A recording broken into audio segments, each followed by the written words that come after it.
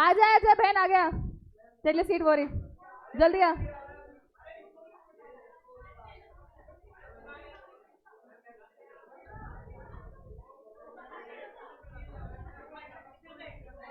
बैठ जा Gunjan. Class pen drop silence now. ऐसा ऐसा सिस्टम है नीचे, टूट गया तो दिक्कत हो जाएगी, वरना तो। आगे आओ, आगे आओ। तो मैम को देख के करना क्या है, आवाज सुन लो, बहुत है। भैया को सिखा रहे हो तुम लोग।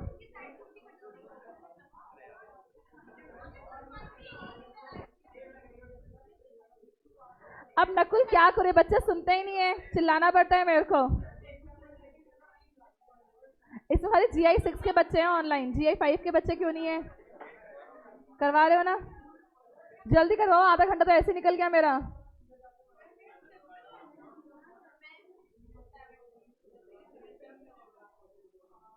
आजा भाई, बैठ जल्दी। हम क्लास शुरू करते हैं, बाकी बच्चे रिकॉर्डेड के हिसाब से देख लेंगे जिनको प्रॉब्लम होगी, ठीक है? नकुल अगली बार नहीं चलाऊंगी जोर से, तू हेडफोन साइड कर लिया कर।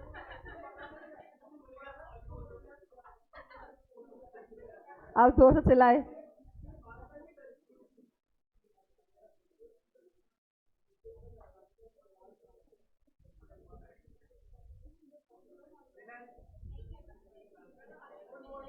मिलन शांति रख, अब तो मिलन चुप।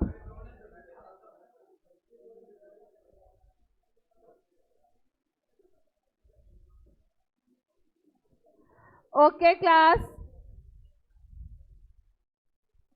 फटाफट से आप सभी के सभी ओपन करो अपनी अपनी बुक्स में।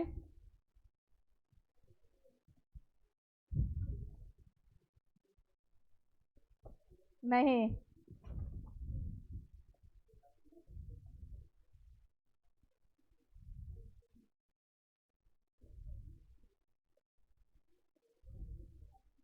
Page number 56। लास्ट क्लास में तुम दोनों के साथ जो टॉपिक शुरू किया गया था वो टॉपिक कंप्लीट हो गया था। तुम लोग अपने उस टॉपिक को छोड़ दो, अभी जो पिछली क्लास में पढ़ाया था उसके अलावा तुम 2 से 4 के बीच में पूरा करा दूंगी। तुम लोगों के साथ प्रॉक्सी सर्वर वाला पूरा हो गया था अपना टॉपिक, एंटीवायरस तक, है ना? बीच के टॉपिक तुम्हारी क्लास में तुम्हारे टाइम में आगे पढ़ा दूंगी, इनकी क्लास में इनके टाइम में आगे पढ़ा दूंगी। कंबाइन के लिए पेज नंबर 56 के टॉपिक पर आ जाओ फटाफट से। 2 से 4 तुम लोग क्या करते हो? पढ़ते हो, ठीक है। अब सुनो, मैंने टेक्स्ट बुक सर को भी कहा था, सर ऐसा करते हैं आप अपना मर्ज कर लो, मैं अपना कर लेती हूँ। सर बोलते हैं मेरा सिलेबस आगे पीछे चल रहा है। मैंने तो ऑप्शन दिया था उनको।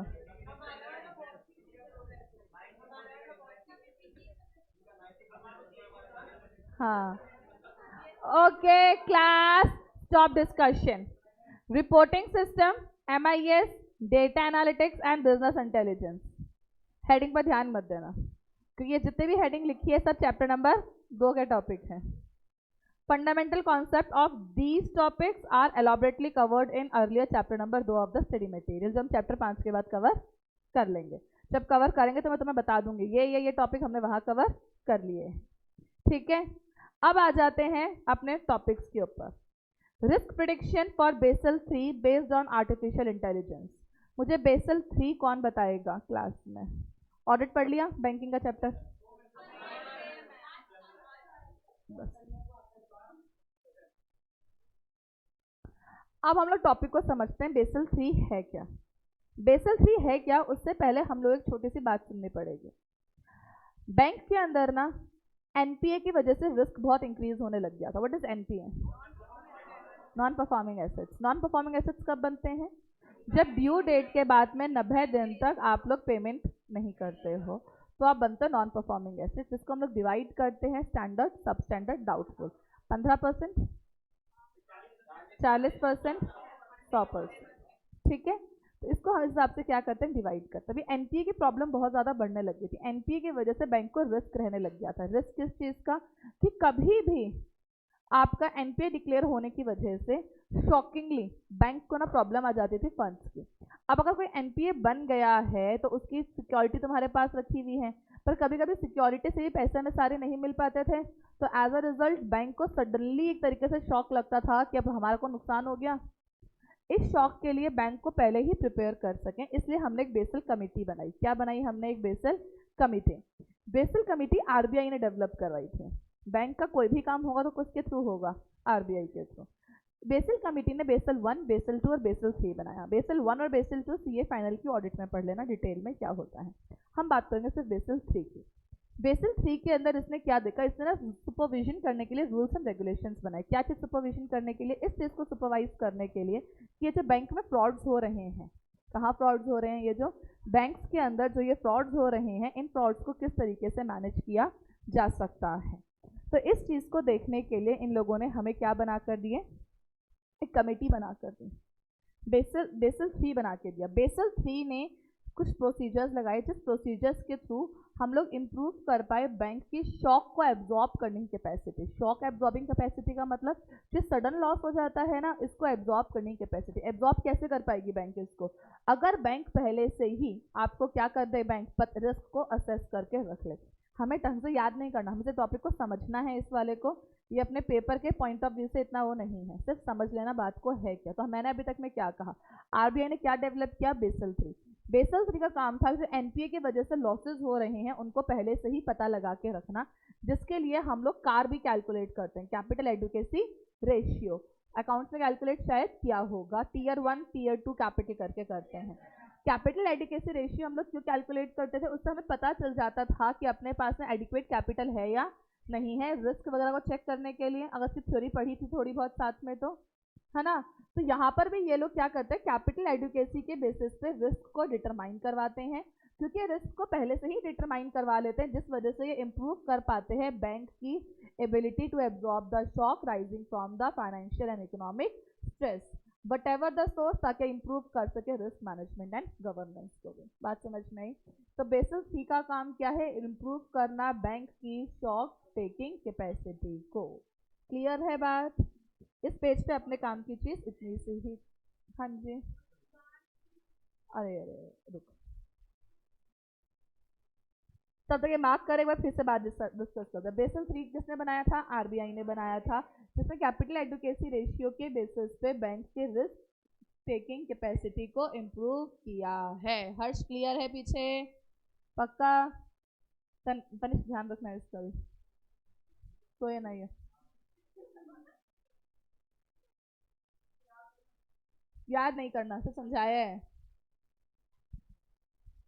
आगे हर्ष बिल्कुल सामने बैठा, उसके लिए मेरा ध्यान है।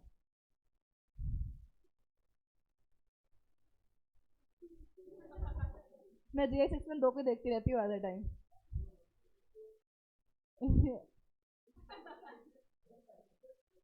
पढ़ते पढ़ते झपकियां लेते रहते हैं ये दोनों। एक तो खुली आंखों से सो जाता है क्लास में।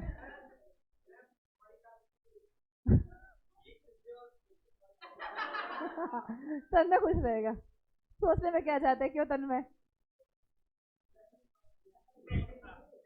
Capital regulatory and compliance requirement, impact of technology in banking. इसमें हम लोग ने सीबीएस का पढ़ लिया था, सीबीएस के कंपोनेंट्स देख लिए थे, तो अपने का मुद्दा यहाँ है ही नहीं। अब आ जाओ मेन मुद्दे के ऊपर। व्हाट इज मनी लॉन्ड्रिंग, कौन बताएगा। पैसे का गबन करना, वेरी गुड। तुम लोगों ने ना शिवाजी द बॉस मूवी देखी है, बस अब देखी है। हीरो बता तन्मय कौन है इसमें, Rajinikanth. Shivaji the boss movie में होता क्या है, रजनीकांत को ना बहुत सारे स्कूल्स इंस्टीट्यूट्स खुलवाने होते हैं, बट पैसा नहीं होता है, ठीक है। होता है पर पहले वाला बर्बाद हो जाता है, जब वापस करवाता है तो अब दिक्कत। अब क्या करवाता है क्लास, वो बहुत सारे एमपीज और एमएलए से क्या करवाता है, उनकी ब्लैक मनी निकलवाता है। फिर उस ब्लैक मनी को सर्कुलेट करता है अलग अलग कंट्रीज में, अगर मूवी ढंग से देखी हो तो, और सर्कुलेशन के बाद में उस ब्लैक को कन्वर्ट कर देता है किसके अंदर, वाइट मनी के अंदर। उसको बोलते हैं मनी लॉन्ड्रिंग। जब आप लोग ब्लैक मनी को व्हाइट मनी में कन्वर्ट करते हो, पूरा प्रोसीजर कहलाता है मनी लॉन्ड्रिंग। कितने बच्चों ने मूवी नहीं देखी है? बाकी सब देखी है मूवी? क्या सोच रहे हैं हर्ष, देखी है नहीं देखी है? ठीक है, अब अच्छा बात तुम्हारा हो गया तो मैं बोल लूं। अब सुनो इसमें है क्या। मनी लॉन्ड्रिंग एक ऐसा प्रोसेस है जिस प्रोसेस के थ्रू तुम जो पैसा इलीगल सोर्स से जनरेट हुआ है, उस सोर्स के पैसे को हम ऐसे कन्वर्ट करते हैं कि इट अपीयर्स कि पैसा कौन से सोर्स से जनरेट हुआ है, लीगल सोर्स से जनरेट हुआ है। तो ब्लैक मनी को कन्वर्ट करते वाइट मनी, लॉन्ड्री मतलब धुलाई, ब्लैक मनी को कन्वर्ट कर करके वाइट में कन्वर्ट करना है, ठीक है। डर्टी मनी को क्लीन मनी में बनाना है। क्या करना है, 3 फेजेस लिखे हैं इन्होंने। एक लिखा है इलीगल सोर्स की मनी को लीगल सोर्स की मनी में, फिर लिखा है ब्लैक को व्हाइट में, फिर लिखा है डर्टी को क्लीन में। अब देखो है क्या, पैसा तो उसी सोर्स का रहेगा, पर लोगों को दिखाना है कि पैसा कौन सा सोर्स से आया है, लीगल सोर्स से आया है। तो ये वो प्रोसीजर्स है जिसके थ्रू तुम अपीयर करवाओगे जो पैसा इलीगल सोर्स से आया है कि वो कौन से सोर्स से आया है, लीगल सोर्स से आया है। तो हमारे पास मनी लॉन्ड्रिंग एक ऐसा प्रोसेस है जिसके बाद आप क्राइम या इलीगल सोर्स से आए हुए पैसे के सोर्स को करोगे कंसील। कंसील मतलब छुपाओगे, उसके सोर्स को ओपेक करना। ओपेक क्या होता था, बचपन में साइंस में पढ़ा था, ट्रांसपेरेंट, ट्रांसकुलेट और ओपेक। ओपेक जिसके आर पार कुछ नहीं दिखता, इन शॉर्ट छुपाना ही हो गया। तो तुम लोग क्या करोगे, ओपेक करोगे सोर्स को, ताकि तुम ऐसा अपीयर करवा सको पैसा कहां से आ रहा है, लीगल सोर्स से। तो मनी लॉन्ड्रिंग एक ऐसा प्रोसेस है जिसके through proceeds of crime and the true ownership, हम यहाँ पे क्या करेंगे, ट्रू ओनरशिप को कंसील करेंगे। ट्रू ओनरशिप मतलब क्राइम वाले ओनरशिप को हम कंसील करेंगे एंड उसे ओपेक करेंगे, ताकि ये अपीयर हो जाए कि प्रोसीड्स जो है आ रहे हैं लीगल सोर्स से। डेफिनेशन समझ में आई। तो जो पैसा क्राइम से आ रहा है उसके सोर्स को छुपाओगे और उसको ऐसे अपीयर कराओगे कि पैसे कहां से आ रहे हैं, लीगल सोर्स से आ रहे हैं। इसको हम लोग क्या बोलते हैं, money laundering. Money laundering is a process, money laundering is a process जहां पे हमने इस चीज को किया। अब देखो क्या ऑब्जेक्टिव क्या है इसमें, ऑब्जेक्टिव वही डेफिनेशन लिख दी। ऑब्जेक्टिव है to conceal the existence of illegal source and make it appear. Clear है।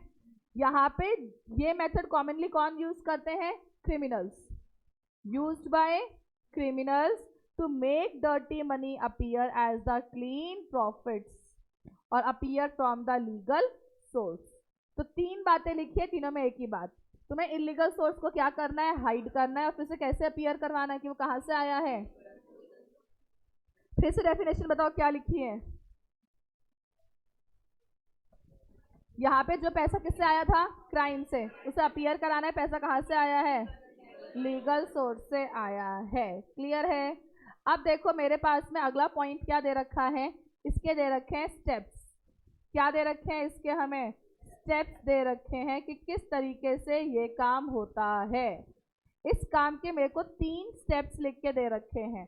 पहला स्टेप क्या है, प्लेसमेंट मतलब होता है ठिकाने लगाना।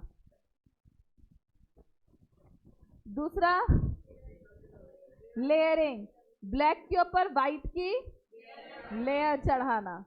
तीसरा क्या है, इंटीग्रेशन मतलब मिक्स कर देना। अब ब्लैक और व्हाइट वालों को मिक्स कर दो, किसे पता चलेगा कौन से हैं। 500 के 2 बंडल है, दोनों को मिक्स कर दो, कोई बता सकेगा व्हाइट कौन सा है ब्लैक कौन सा है। बस किसी भी तरीके से बैंक अकाउंट में पैसा पहुंचाना है। एक बारी पैसा बैंक अकाउंट में पहुंच गया इंटीग्रेट हो गया, उसके बाद नहीं पता चलेगा वाइट था या कि बैंक में पहुंच गया तो वाइट ही है। अब देखो हम लोग काम करेंगे कैसे। अगर उस मूवी का एग्जाम्पल लिया जाए तो मूवी में होता क्या था, वो सभी एमएलए वगैरह से पैसे लेता था, ठीक है। उसके बाद में उन बड़े बड़े पैसों को छोटे छोटे पार्ट्स में डिवाइड करता था, ठीक है। एमएलए एमपी सबसे पैसे लेता था, फिर उनको उस पैसे को छोटे छोटे पार्ट्स में डिवाइड करता था और बाद में पूरे के पूरे कंट्री में even out of the world circulate कर देता था। ये बड़े अमाउंट को फिर भी डिटेक्ट किया जा सकता है, छोटे अमाउंट को इजीली डिटेक्ट किया नहीं जा सकता। फिर वही लोग जिन्हें वो आउट ऑफ कंट्री पैसे भेज रहा है उन पैसों को कन्वर्ट करवा लेते थे और बाद में उसको एज अ चैरिटी और डोनेशन शिवाजी फाउंडेशन में दे देते थे। अब मैं इस बात को यहाँ लिंक करने की कोशिश करूँ। प्लेसमेंट मतलब ठिकाने लगाना। यहाँ पे मुझे कन्वर्जन करना है तो पहले मैं ट्रैवलिंग या मूवमेंट कराऊंगी पैसे की। क्या कराऊंगी? ट्रैवलिंग या मूवमेंट। मूवी से रिलेट करो। वो लोग क्या करवाते हैं? पहले मूवमेंट करवाते हैं पैसे की एक जगह से दूसरी जगह पे, और मूवमेंट इस तरीके से कराना है कि पैसा शुरू कहाँ से हुआ था ट्रैवल होना पता ही ना चले। मैंने एक्स को दिया, एक्स ने वाई को दिया, वाई ने जेड को दिया, जेड ने पी को दिया, ट्रांजेक्शन करते जाओ, सेल परचेज कर पैसा घुमाते जाओ। हम लोग इसके लिए शेल कंपनीज बनाते हैं, लेयरिंग चढ़ा रहे हैं। तो शेल कंपनी बनाई लेयरिंग चढ़ाने के लिए। शेल कंपनी के अंदर मैंने सेल परचेज दिखा रखा है। मैंने बनाया श्वेता जोशी के नाम से एक शेल कंपनी, मेरी एक अच्छी कंपनी भी है। तो एक मैंने व्हाइट कंपनी खोल रखी और एक ब्लैक, तो व्हाइट के साथ ही सेल परचेज दिखा दूंगी और यहाँ का पैसा वहां और वहां का पैसा, मैंने क्या कर दिया उसका लेयरिंग। बाद में सारे पैसों को आपस में क्या कर दूंगी? इंटीग्रेट। इंडिया के अंदर या नॉर्मली लेयरिंग के लिए हम लोग क्या करते हैं, या तो शेल कंपनीज ओपन करते हैं या हम लोग ऑफशोर बैंक्स में पैसे डालते हैं। What is offshore bank? Example दो। Swiss bank. हम लोग ऐसे बैंक में पैसे डालते हैं जिस कंट्री के साथ में हमारे सीक्रेसी लॉज जो है वीक हो। अगर तुम्हें पता हो तो कुछ टाइम पहले मोदी जी ने कहा था स्विस बैंक में किस किस के पैसे हैं, उनकी मैं लिस्ट निकलवा के लाऊंगा, if you guys are connected with news, ठीक है। क्योंकि जहाँ जिस कंट्री में बेसिकली बैंक है उस कंट्री के साथ में हमने ऐसा कोई भी कॉन्ट्रैक्ट या एग्रीमेंट साइन नहीं कर रखा है कि वो अपने सीक्रेट बातें हम लोगों को बताए। तो बेसिकली लोग उसी कंट्री के बैंक में पैसों को डिपॉजिट करवाते हैं जहाँ पे सीक्रेसी लॉज हमारे क्या चल रहे हो, वीक चल रहे हो, ताकि इंफॉर्मेशन यहाँ तक आए ही नहीं, ठीक है। वैसे मोदी जी ने ये बात अनाउंस कर दी थी कि मेरे पास लिस्ट आ चुकी है, बट उन्होंने लिस्ट पब्लिक नहीं करी अभी तक। उसमें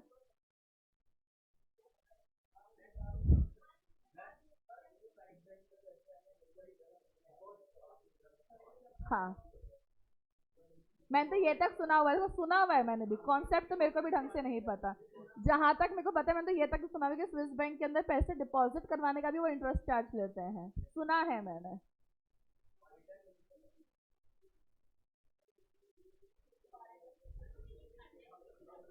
कंटेंट करा रही हूँ, रुक जा। अच्छा, ये ताकि तुम्हें पता हो कैसे हो सकता है बैंक में। जब तक पुलिस वाले को ये नहीं पता होगा चोरी हुई कैसे है, वो कैसे पता लगाएगा। कभी सीबीआई देखा है तुमने, वो लगा ऐसे बोलता है कि दया सोचो ये हुआ होगा, उसने ऐसे गेट तोड़ा होगा, फिर ये हुआ होगा। तो तुम्हें भी वही बेस बता रहे हैं।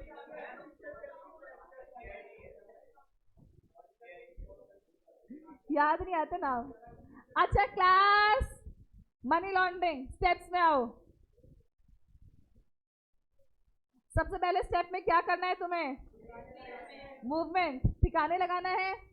किस चीज का करना है? Movement of proceeds. प्रोसीड्स मतलब पैसा।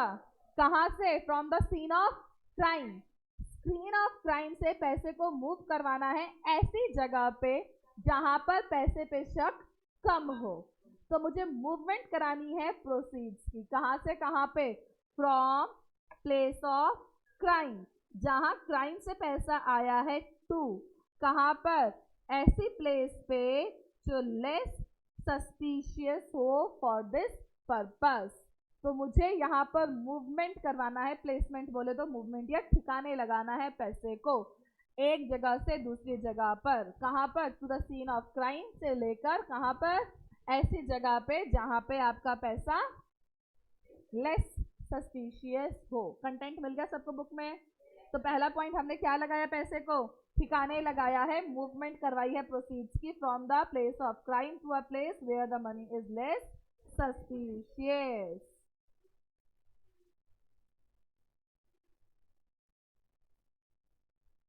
अब देखो अगला पॉइंट इसमें क्या दे रखा है, इसके बाद सेकंड पॉइंट क्या है, लेयरिंग।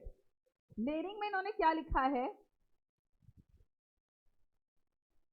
इस केस में हम लोग क्या करेंगे, जो तुम्हारे पास इलीगल सोर्स से पैसा आया है ना, उस इलीगल सोर्स वाले पैसे को तुम्हें मूव करवाना है। अलग अलग transaction, complex transaction. Complex transaction मतलब जैसे कि शेल कंपनी ओपन करी, सेल परचेज की ट्रांजेक्शन दिखाई, मैंने क्या किया, बहुत सारे कैश में खर्चे दिखा दिए, सारे खर्चे 10,000 से कम, 10 से कम तो दिखा सकती हूँ ना। या फिर मैंने किसी पर्सन को बिल्स जो दिए वो सारे बिल 10 से कम कम के, एक दिन में दिए ही नहीं, आज एक बिल दिया है, फिर 2 दिन रुक के दिया, फिर 3 दिन रुक के दिया है। तो इस तरीके से करते हैं लोग बेसिकली कंपनीज के अंदर, इस तरीके से कैश में खर्चा दिखा देते हैं। बड़े बड़े खर्चे मैंने किस में कर दिए, कैश में कर दिए। क्लियर है बात। खरीदा कुछ है, बिल किसी और का बनवा दिया, खर्चा कैश में कर दिया। 5 लाख का प्लांट एंड मशीनरी खरीदा है, छोटे छोटे अमाउंट में बिल तोड़वा दिया, पूरे साल में छोटी छोटी परचेजेस दिखा दे। समझ में आई। बड़े अमाउंट में भी करना हो तो आप लोग क्या करते थे, हम लोग लैंड परचेज कर, तुमने पढ़ा होगा, इसके लिए फिर लॉ आ गया था कि आपका लैंड के ऊपर वो सेल्स कंसिडरेशन किस चीज को लेंगे। पहले हम लोग क्या करते थे कि आधा पैसा कैश में कर देते थे, आधा पैसा चेक में, वो चीज आज भी चलती है। आज बेसिकली होता क्या है, जो स्टैंप ड्यूटी होती है ना वो कम पैसों पे लगती है आपकी, ठीक है, जो सर्कल रेट होता है, और जो सेल होती है लैंड वो as per the present value होती है, डीएलसी में होती है। तो यहाँ पे होता क्या है बेसिकली इस केस में, तो वहां पे हम लोग ना जिसपे रजिस्ट्री जिस पैसे बनवाते हैं वो हम चेक में दे देते हैं, बाकी पैसा कैसे दे देते हैं, कैश में। तो इस तरीके से भी हम लोग सेल परचेज के थ्रू भी ऐसा काम कर सकते हैं। तो मैंने यहाँ पे क्या किया, इस केस में मैंने सेपरेट कर दिया, क्या कर दिया, सेपरेट किया है सोर्स ऑफ इलीगल क्राइम को। कैसे सेपरेट करा है, थ्रू दी कॉम्प्लेक्स ट्रांजेक्शंस। तो यहाँ हमने क्या करने की कोशिश करी है, सेपरेट करने की कोशिश करी है प्रोसीड्स को, कहाँ से, from illegal source. Illegal source से पैसे को हमने क्या किया है, सेपरेट। कैसे किया है, through the complex transactions. Complex transactions के थ्रू ये काम मैंने कर दिया।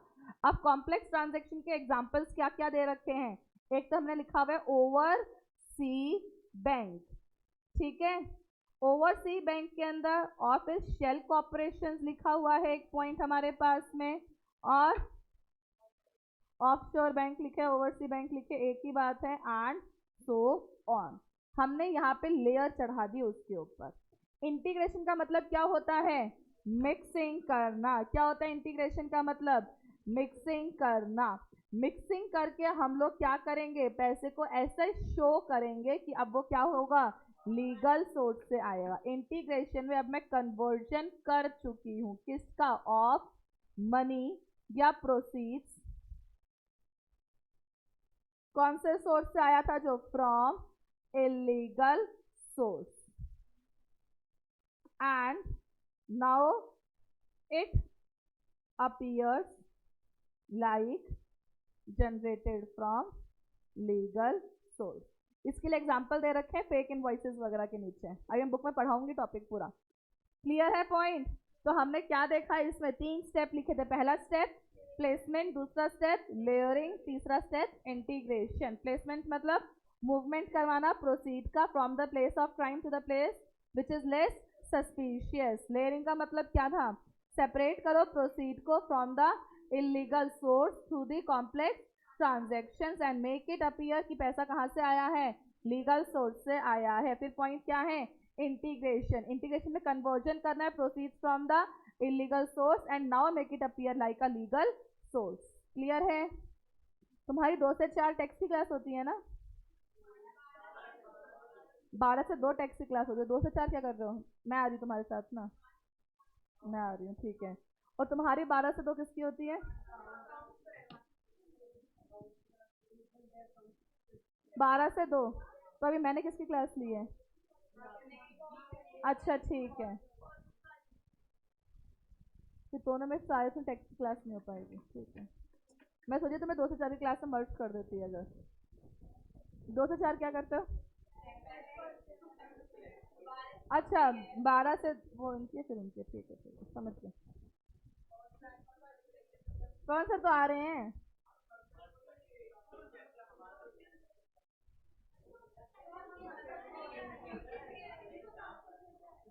फर्क पड़ता है।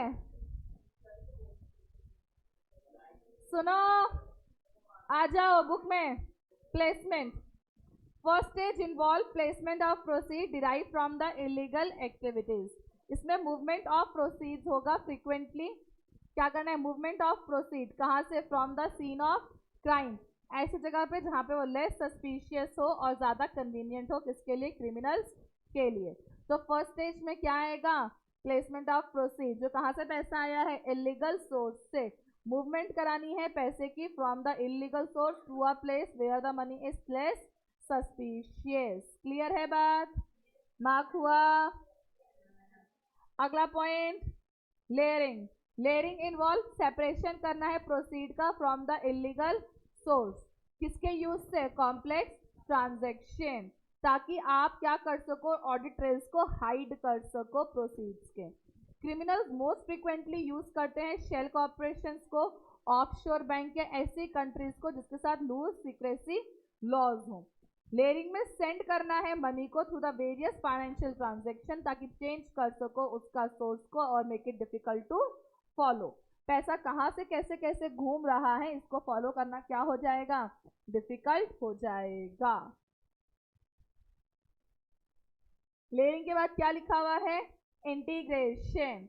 इंटीग्रेशन क्या होता है? Integration involve conversion of into legal money, जो कैसे अर्न करता हुआ दिखाऊंगी फ्रॉम द नॉर्मल बिजनेस। अब मैंने इल्यूजन क्रिएट कर दिया। इसमें हम क्या करते हैं कि पैसा कहां से आया है, जो रियलिटी में कहां से आया है? इलीगल सोर्स से। बात समझ में आ गई? ये सबको ही पता है ऐसे होता है। इसके लिए बैंक ने बहुत सारी रिपोर्टिंग सिस्टम स्टार्ट करी, उसके अलावा कोई तरीका नहीं है।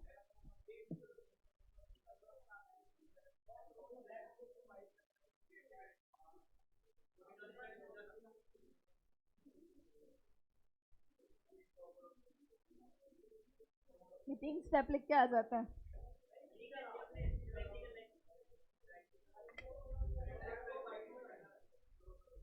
सौ करोड़ को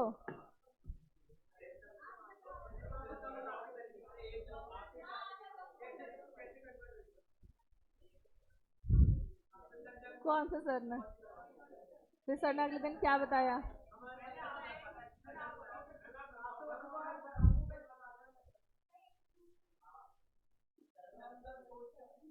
कल बताने सर तुम्हें बता चुके हैं ऑलरेडी। सर बता चुके हैं ऑलरेडी। यश कह रहे हैं बता चुके हैं।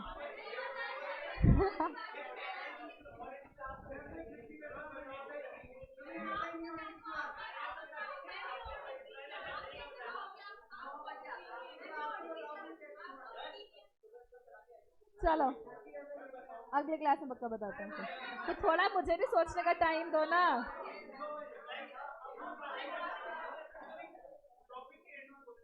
थोड़ा मुझे भी सोचने का टाइम दो ना इस चीज को। ये तो है नहीं कि दिमाग में ही लेके बैठी हूं मैं। Anti money laundering act using the technology. Anti money laundering act using the technology में हुआ क्या? ये पॉइंट सिर्फ हमारे रीड करने के लिए लिखा हुआ है। इन्होंने अब तुमने जो बोला क्लास से बाहर फेंक दूंगी मैं उसको। कचर कचर बंद ही नहीं कर रहे हैं आज तुम लोग। अभी शांति अच्छी लग रही है। अब ऐसे सुनना पूरी बात को, क्योंकि मैं ज्यादा चिल्लाना पड़ रहा है मेरे को तुम्हारी वजह से। अब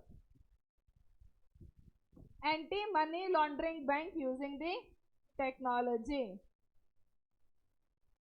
अब देखो बैंक के अंदर क्या होने लगा था? मनी लॉन्ड्रिंग के केसेस बहुत ज्यादा इंक्रीज होने लग गए थे। Due to increase in cases of money laundering बहुत ज्यादा नेगेटिव पब्लिसिटी होने लग गई थी बैंक्स की। बैंक की इमेज खराब होने लग गई थी और बैंक फेल हो गया था रिस्क को मैनेज करने के लिए।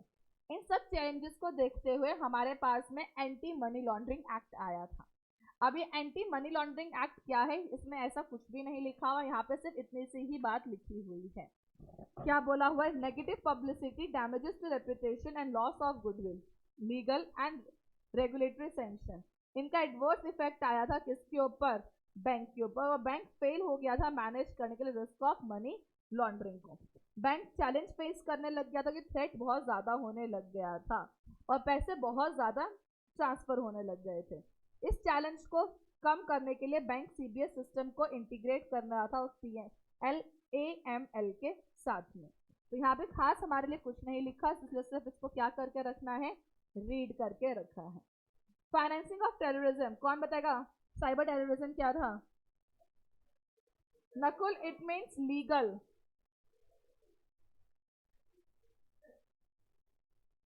तुम नकुल अग्रवाल हो? तो मैं नकुल अग्रवाल को बोला है।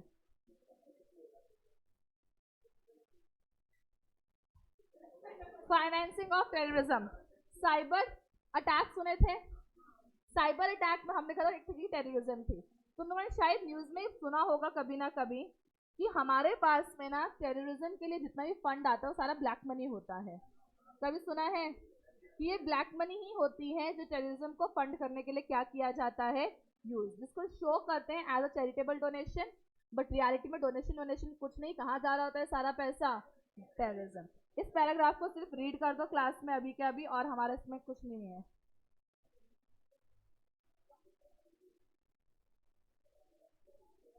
क्लास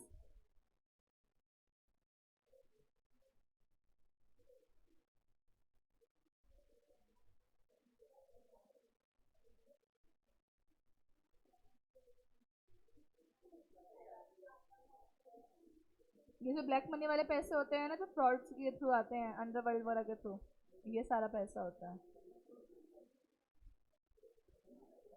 क्लास, तुम लोग फिर आपस में बातें करना चालू हो गए। अरे मैं तुम्हें क्या कहा? तुम्हें कान खराब है? क्या खराब है? मैं कहा थोड़ा तो एग्जाम्पल साथ लेके तो मैं भी नहीं बैठी हुई। ये कान खराब है, कुछ दिक्कत है? तो दोनों के दिमाग खराब है यार, दोनों सुन नहीं रहे मैं क्या पढ़ा रही हूँ उसको। तो ये मैंने ना क्लास मर्ज करवाई ताकि कुछ टॉपिक कवर हो सके। ऑलरेडी 20 मिनट तो मर्जर के अंदर निकल गए, कोई फायदा भी नहीं हुआ ऐसे क्लास लेने का फिर मेरा। तो फिर तुम्हारे मॉक टेस्ट हो रहे 11 तारीख से।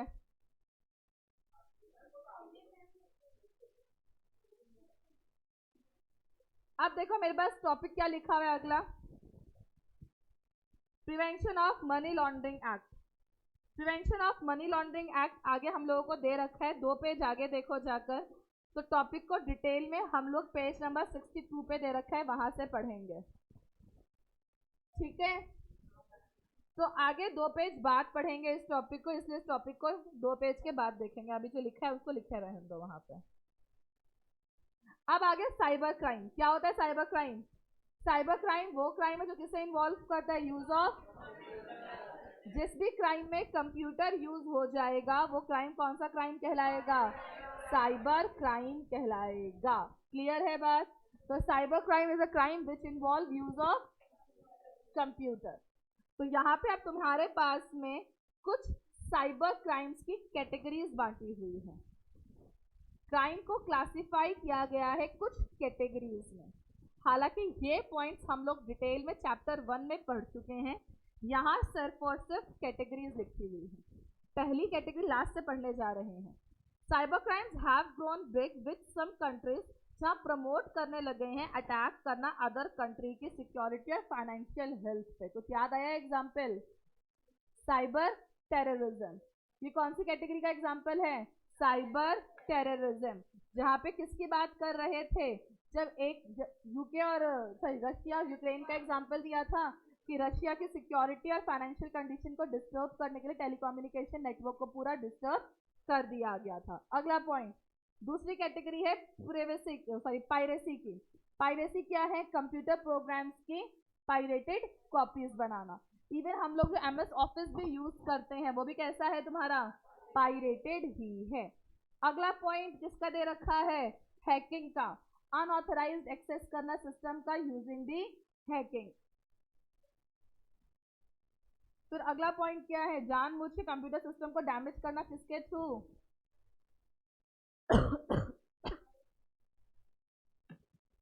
फिर फ्रॉडरिंग, इमेजेस वगैरह की क्या कर लेना, फ्रॉडरी। और लास्ट पॉइंट, फ्रॉड कमिट करना है बाय इनपुट आउटपुट करके सिस्टम का डेटा एंटर करके या फिर डेटा का आउटपुट के थ्रू क्या करना है, मैनिपुलेशन या फ्रॉड्स करना है। तो कितनी कैटेगरीज है, 6 कैटेगरी। एक category cyber crime, cyber terrorism की, दूसरी कैटेगरी है सॉफ्टवेयर पायरेसी की, तीसरी कैटेगरी है हैकिंग, चौथी वायरस, देन फॉर्जरी, और last category fraud bye manipulations. अब आ गया बैंकिंग रेगुलेशन एक्ट। देखो बैंकिंग रेगुलेशन एक्ट में ना बहुत नॉर्मल बात लिखी है, इसे हम रीड कर लेते हैं अभी। पेपर इसमें से आज तक कभी पूछा तो नहीं गया है क्योंकि बहुत ही बच्चों वाली बातें लिखी हुई हैं। क्या लिखा है banking regulation act? Banking regulation act कब बना था? 1940, जो रेगुलेट कर रहा था all banking firms in India. Initially ये लॉ एप्लीकेबल सिर्फ किस पे था, बैंकिंग कंपनीज पे था, लेकिन 1965 में लॉ को अमेंड किया गया और उसका एप्लीकेबल किस पर बना दिया, कॉर्पोरेटिव बैंक पे, और अदर चेंजेस भी इंट्रोड्यूस करवा दिए गए थे।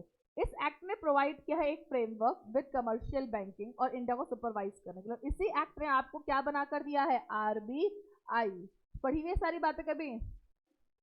इंडियन बैंकिंग एक्ट ने क्या दिया तुम्हें, आरबीआई। अब दिया है आरबीआई की कुछ पावर्स। आरबीआई के हमारे पास में थोड़ी बहुत पावर्स लिख के दे रखी है, और पावर कौन कौन सी है? पहली पावर लाइसेंस देना बैंक्स को। लाइसेंस इशू कौन करता है, आरबीआई। आज के अगर मैं भी कोई बैंक ओपन करवाने जाऊं तो उसको लाइसेंस मुझे किससे लेना पड़ेगा, आरबीआई से। Regulations over share holding and voting rights of share holders, किस बैंक में कितनी शेयर होल्डिंग पब्लिक की होगी, कितनी गवर्नमेंट की होगी, ये भी कौन फिक्स करता है, RBI. Voting rights share holders के पास कितने होने चाहिए, भी कौन सुपरवाइज करेगा, RBI. Appointment of board of directors and management भी कौन देखता है, आरबीआई। अगर चंदा कोचर को आईसीआईसीआई बैंक का सीईओ बनाया था तो किसने बनाया होगा, आरबीआई ने। ये क्या हो गया, इसको तो क्रॉस कर दूंगी, चैप्टर कहाँ गया अपना।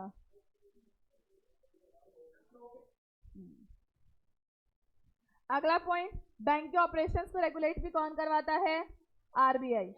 बैंक ऑडिट के लिए इंस्ट्रक्शन भी कौन देता है, आरबीआई। लोन्स वगैरह कौन कंट्रोल करता है, मर्जर और liquidation of bank, RBI. Directives of public के इंटरेस्ट में कोई भी डायरेक्टिव्स देना और बैंकिंग इंटरेस्ट, ये भी आरबीआई है। पेनल्टीज भी कौन इंपोज करता है, आरबीआई। तो ये सब आरबीआई के क्या दे रखे हैं, फंक्शंस दिए हुए हैं।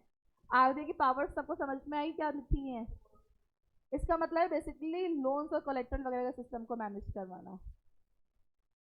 एनआई तुम लोगों ने पढ़ लिया लॉ में, नेगोशिएबल इंस्ट्रूमेंट। यहाँ पे सिर्फ एनआई के बारे में पढ़ लोगे। हमारे पास यहाँ पे सिर्फ चेक के बारे में बता के दिया हुआ है और कुछ नहीं। आरबीआई एनआई में तुम लोग चेक को डिटेल में पढ़ोगे क्या होता है, और इलेक्ट्रॉनिक चेक का टॉपिक आएगा। सिर्फ और सिर्फ चेक के बारे में दिया हुआ है, वहां से एग्जाम्पल या डेफिनेशन देख लेंगे। अब आ गया अगला टॉपिक, आरबीआई रेगुलेशन। आरबीआई के 3 फंक्शंस दे रखे हैं। कितने फंक्शंस हैं आरबीआई के? पहला फंक्शन क्या है, दूसरा और तीसरा, बचपन से पढ़ते आ रहे हैं, रीड करो 3 फंक्शंस को। ये रीडिंग का काम सारा क्लास में कर लिया करो।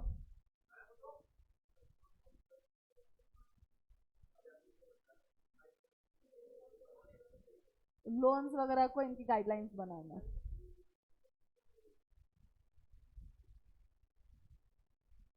खुशी, शांति, सारी अपने मन की बातें बाद में बता देना। पता नहीं कितनी बातें खत्म ही नहीं होती। तुमको मैं 4 बार चेक करती हूँ, तुम्हारी आज बातें नहीं हो रही। हाँ, तुम तो रोज आ रही हो क्लास आजकल, फिर भी बातें खत्म नहीं होती। हाँ, ये नहीं आती।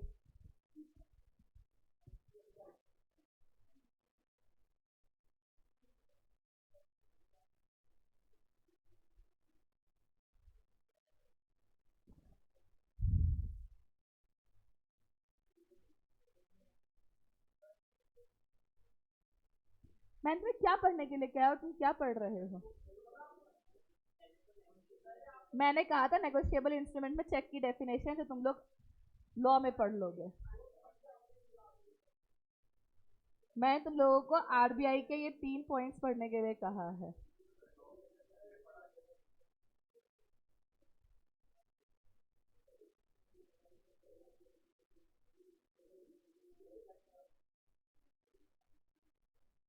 मतलब रियल चेक होता है ना, वैसे इलेक्ट्रॉनिक इमेज में इलेक्ट्रॉनिक चेक होते हैं।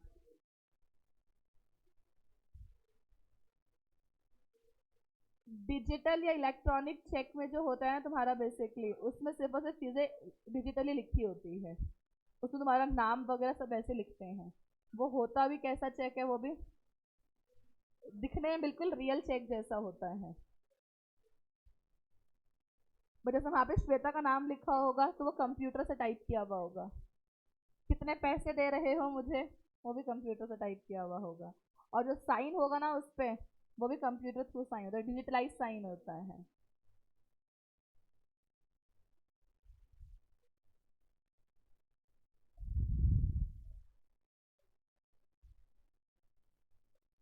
रीड हो गया।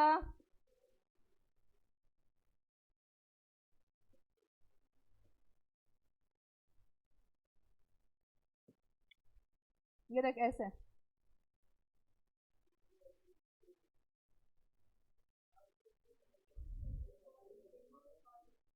कि नॉर्मल चेक होता है जिसको हम लोग इस पे यहाँ पे टाइप करवाते हैं ये सब।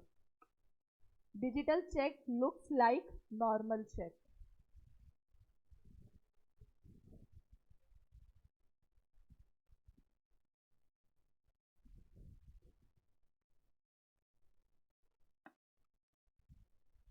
हो गया। तो आरबीआई कितने फंक्शंस लिखे हुए हैं? नाम,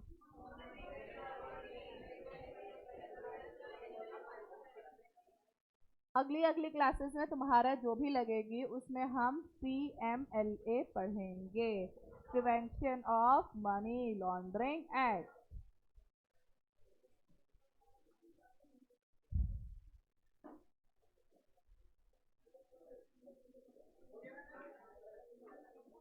ओ बैठना वापस, चल जाओ। खाली PMLA वाला टॉपिक ही था, तो मैं तुम्हारी क्लासेस में बता दूंगी वो वाली बात। तो फिर ये एक यही टॉपिक बचा है, इसके बाद ये पीछे का चैप्टर तो खत्म हो गया। मैं देखती हूँ कोई है तुम्हारी क्लास में का तो ऑनलाइन क्लास। ठीक है नकुल, अगली क्लास में करवा दूंगी, बच्चे जा चुके हैं क्योंकि